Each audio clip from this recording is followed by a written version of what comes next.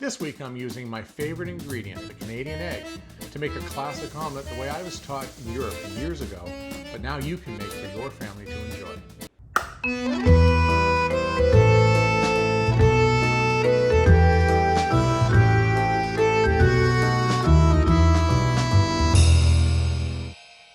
As you know, Jason, we've been making videos and doing work with Egg Farmers of Canada for quite a long time. And this is not a sponsored video, but I'm a very proud ambassador for Egg Farmers of Canada nationally, as I've done some work with Egg Farmers of Nova Scotia as well. I love cooking with eggs. That's the main reason. You know that.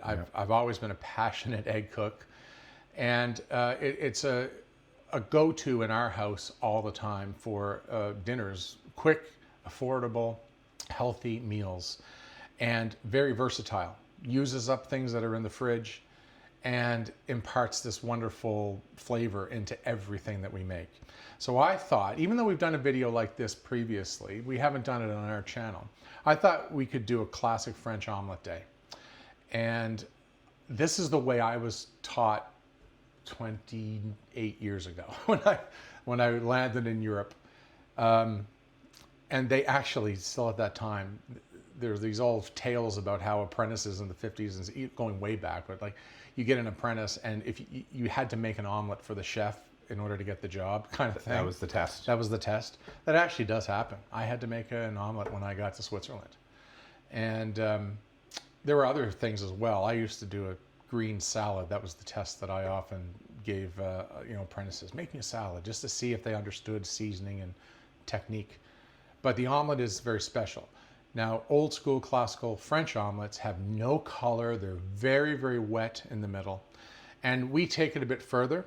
Same style of cooking, but just a little bit different.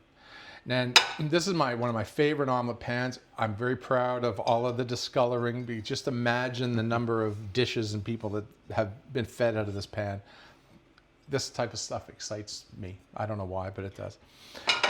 You know you're a chef when. Yeah, exactly. Well, a sharp knife, a cutting board with all kinds of hack marks and slashes in it is a beautiful thing to me. And a pan with, a less than shiny pan is to me a beautiful thing. Anyway, let's make a classic French omelet, and then we're going to do a stuffed one. And this is like a one-take thing. I'm going to get the pan hot. And we'll talk about, as I do it, we'll show you, the various techniques. We're going to do 3 eggs in each one.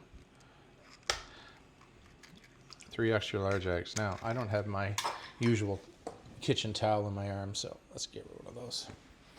Okay, next, we're going to beat it, but I use a fork.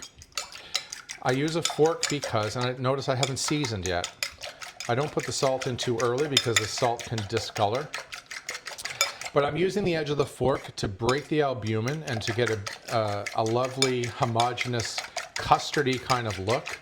But it's not imparting air into the egg the way a whisk would. So my preference is a fork. Get the same effect. The other thing is, and I've said this in previous videos, when you use a whisk with eggs, you can sometimes push the eggs right out of the bowl onto your clothes or the counter. So a fork is a very effective way. So I'm slicing through, you test to see, and once it falls off the fork, very, very liquidy like that, you know that you're basically ready to go. We'll give it another couple of swipes. There, you see how thin it looks? Mm-hmm. Okay, so I've broken up the albumin. Now I'll do some seasoning. I'm going to do probably a quarter teaspoon, not even a quarter, 1/8 of a teaspoon of salt, a little grinding of pepper. Just bring that together one more time, and that's it. So next, I use a spatula. A lot of people will use a fork still, but I like a spatula because I can clean the sides. We're going to go in with about a tablespoon of butter. Now, contrary to popular belief, you definitely do want a hot pan for an omelet.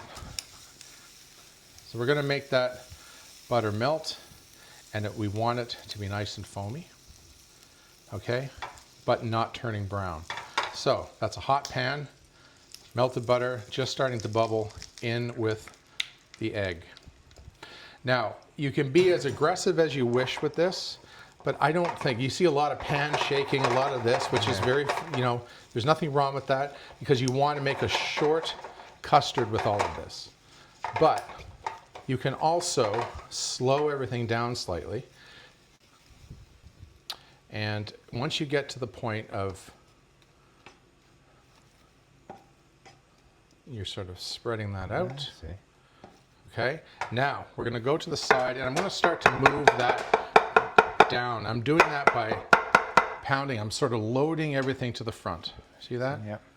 Amount of browning or caramelizing on the outside. And I don't mind that.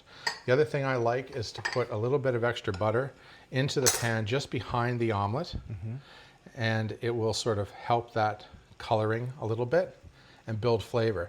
I'm front loading at this point. I'm going into the curve of the pan and I'm going to use the curve of the pan to create that beautiful canoe shape in the omelet. Now here's the trick when you're unmolding it. I'm going to move from this. I'm going to take my hand, grab the handle this way. Again, another little tap, and I'm going to load it here and flip it on to the plate. And there is a beautiful canoe-shaped omelet. Now, again, slight browning. This to me is the, I don't know, North American style.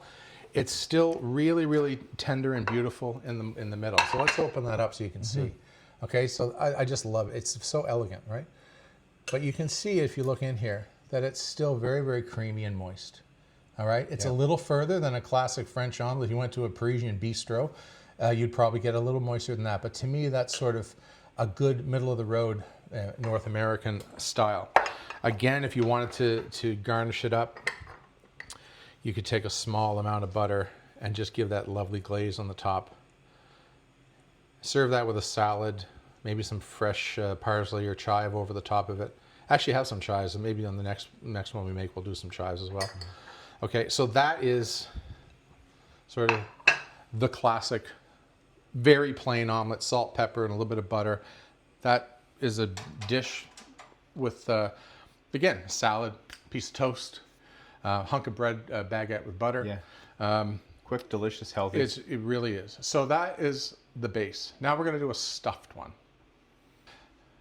So a stuffed omelet is a great way to utilize little bits and bobs that are in the fridge. And as an example, I've just pulled out this stuff where I had no plans of what to do with the omelet.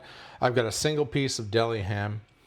This is left over from pizza night, a little piece of red pepper. I have 5 mushrooms that are, they're not perfect, but they're fine. And I've got a little aged white cheddar Balderston from lunches. And I happen to have some chives.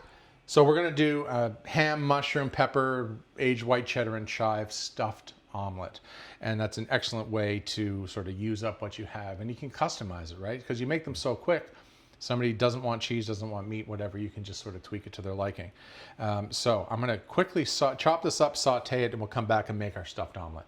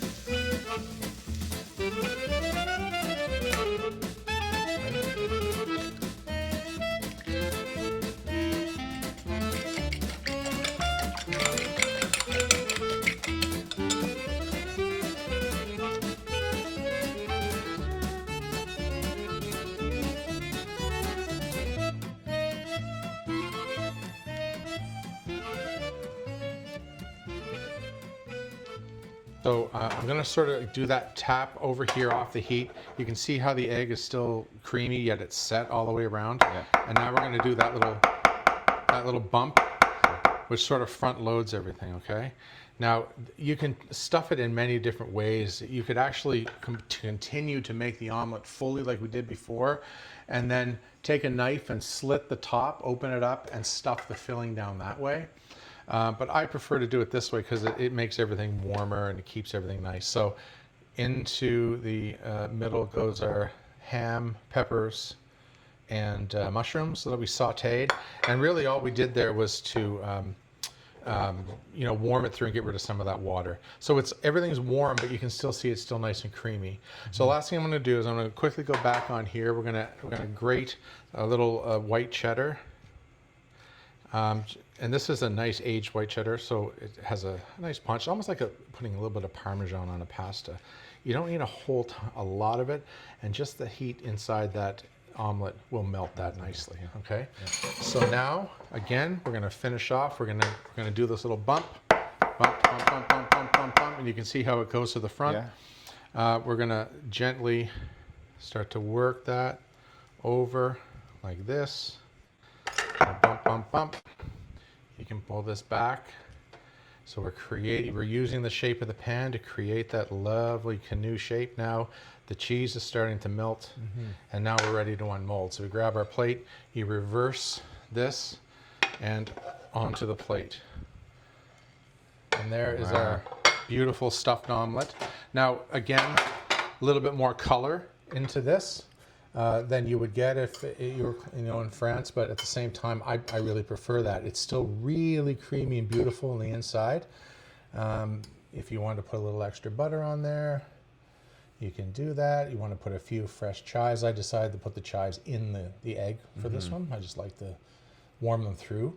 And there you go, beautiful stuffed omelet. And after we get our beauty shot, we'll cut that open and you can actually see what it looks like. So here is that's omelets for dinner. I mean, there's anytime. You could do brunch, breakfast, anytime. But to me, that is a really, really practical, quick, affordable, and delicious all Canadian dinner for your family.